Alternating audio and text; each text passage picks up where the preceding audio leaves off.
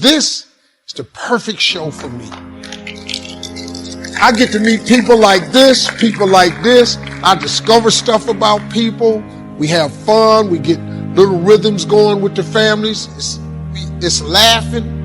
Everybody at home can play along. Your answers at the house as good as their answers up here. That's what makes the game fun. Whenever I get in a dark place, and I get into myself, I'm human, you know, I'm not Superman.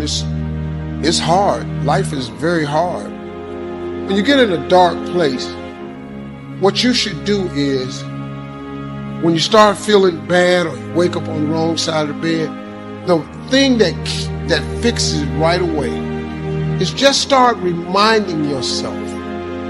Go down the list of everything that you can think of that you could be grateful for. Gratitude erases depression immediately. See, the way to get rid of darkness is with light. You can't kill darkness with more dark. You got to strike a match on one of these things. If you show gratitude, it immediately erases. I was having a tough morning the other morning, and then I just started thinking about all the stuff God had done for me. And man, oh man, oh man. I mean, it kind of helps. It don't kind of help. It eradicates. Because you have to remember something, man. Joy and depression cannot reside in the same space. You can't be depressed and full of joy at the same time. Gratitude produces joy inside of you. And everybody has it, because I don't care who you are or what you're going through or what you got something to be grateful for. There's not a person in here that ain't got nothing they can't be grateful for. Hell, you here.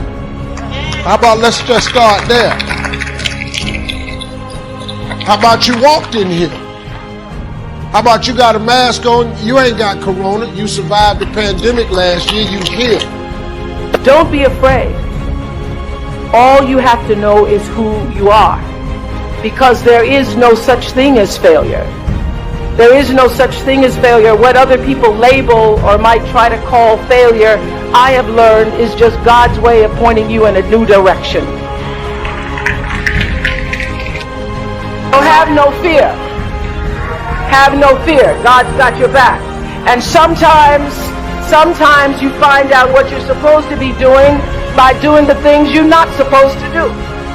So don't expect the perfect job that defines your life's work to come along next week. If that happens, take the blessing and run with it. But if not, be grateful to be on the path where you eventually want to live. Abide in the space of gratitude.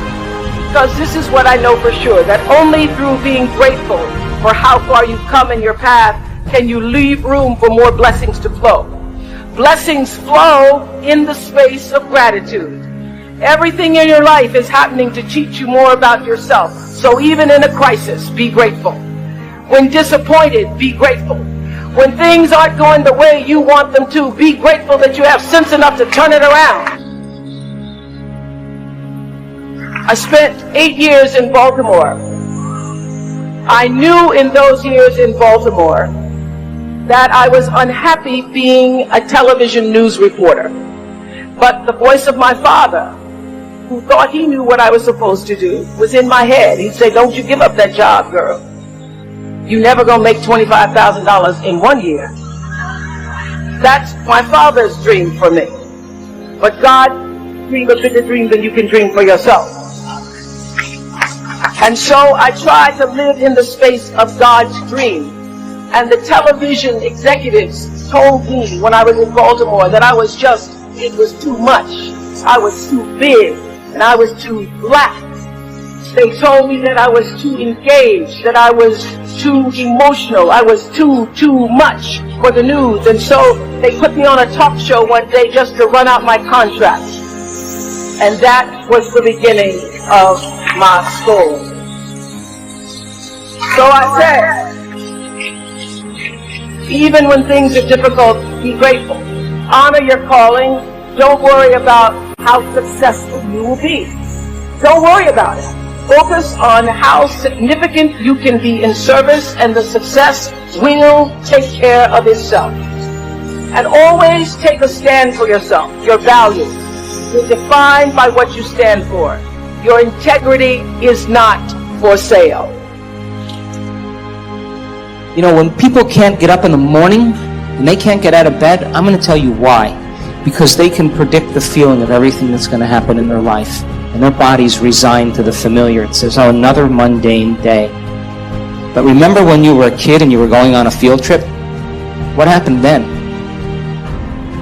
You were up and dressed and ready to go before your parents were up. You know why? Because you knew something unexpected was going to happen. That's how we should live our lives. Waking up with the understanding to expect the unexpected. Something unusual should happen in our life as a result of our efforts. And it's just those beginning moments where it begins to happen that we begin to prove to ourselves how powerful we really are. So take time in the morning and the evening and the rest of the day.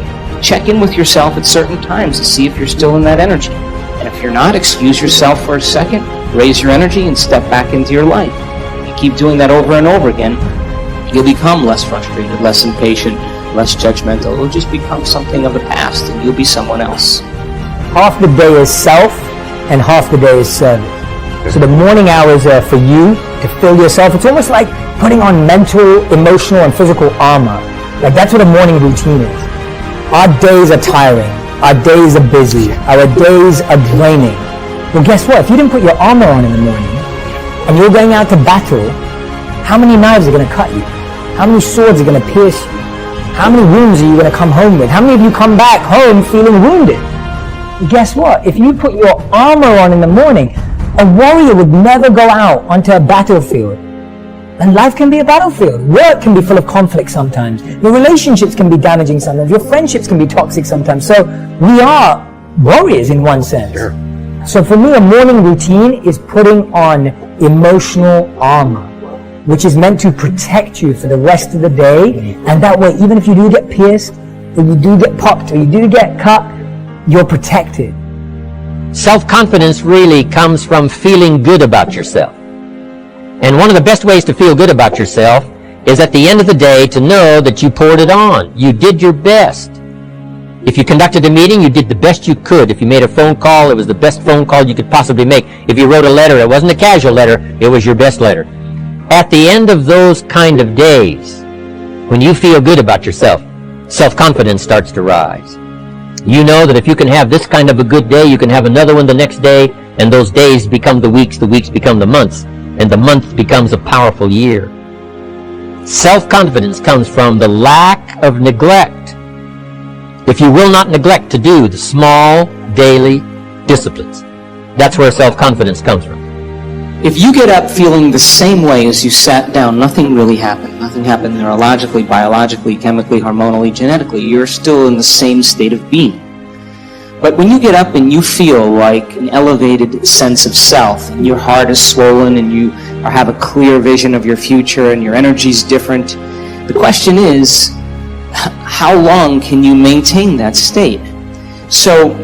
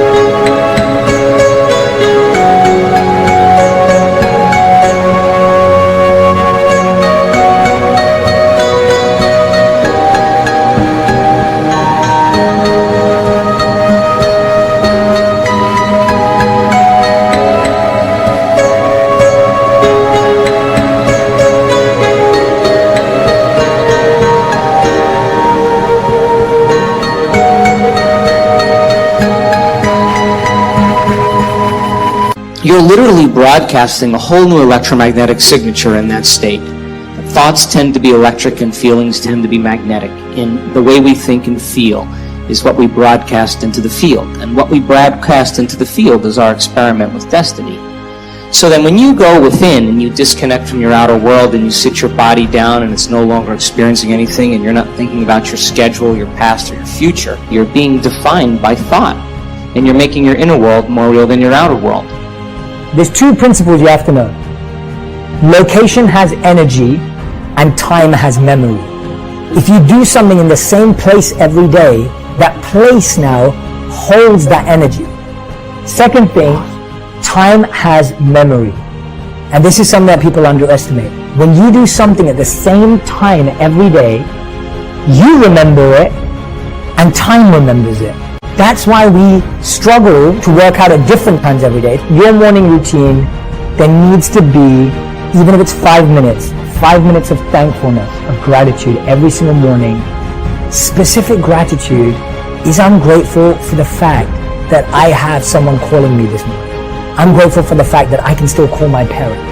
When you open your eyes and you present yourself to the world, the job then is to not react emotionally to the same conditions in your life, because the moment you react emotionally, you're equal to the conditions in your life and you're back in your past. So then when you fall from grace and you move off that state, then you sit down and you realign.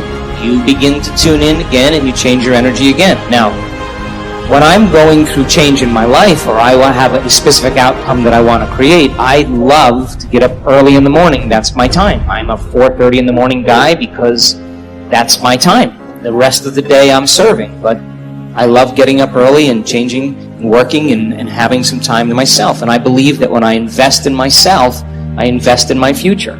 And that time in my morning, nobody bothers me because that's my time. And because of brain waves and brain chemistry, the door between the conscious mind and the subconscious mind is more open.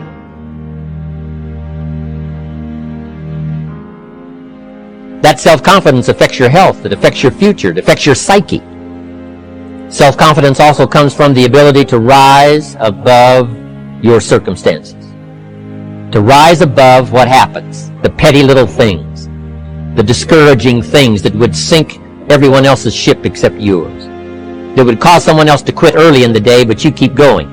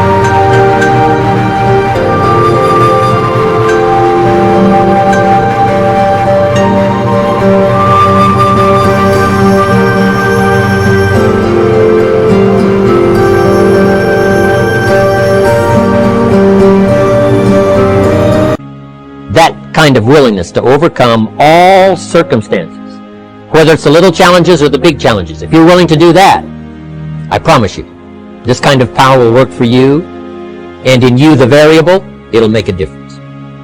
Then if I'm going to create something unlimited, I better feel unlimited. If I'm going to do something magnificent, I have to become magnificent.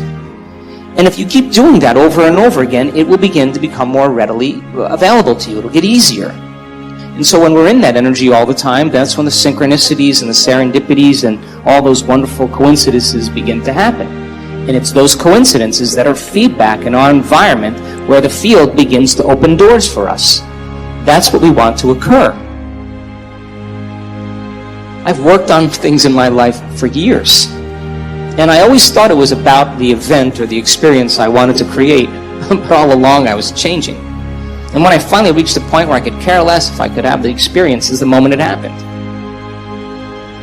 We are vitalistic, energetic beings that when we begin to unify all these principles that we're talking about, you can't get this in one sitting. You can't. You have to keep understanding it, keep reviewing it, keep redoing it, keep experiencing it. And the new experience then causes you to dream in a way you would have never dreamt before unless you had that experience. Second one is insight, podcasts, books, and make it easier for yourself. If you get this book, leave it open on your bedside table. Leave it open on your kitchen table. Leave it open on your dining table. I guarantee you, you will read more, and what you read will speak to you. Everyone needs to find 5 minutes a day, 15 minutes a day of exercise that can just get them moving. And guess what? If you like sport, play sport with a friend. If you want to shoot hoops, go and shoot hoops. You don't have to sit on a treadmill. No one's telling you to do that. Make it fun and playful. The more you connect and the more whole you feel, the more natural it becomes. And then, of course, the next experience then causes you to dream in another way. And what I know from my own experience and many students, it's not about material things. It's about those mystical moments, those transcendental moments, those moments where your jaw drops and you are in awe of life. Those moments that take our breath away, that cause us. And this has happened to me so many times. Every time I have one of those experiences, I think to myself, I got this all wrong. Some veil has been lifted, and now I'm seeing more clearly about the way things really are.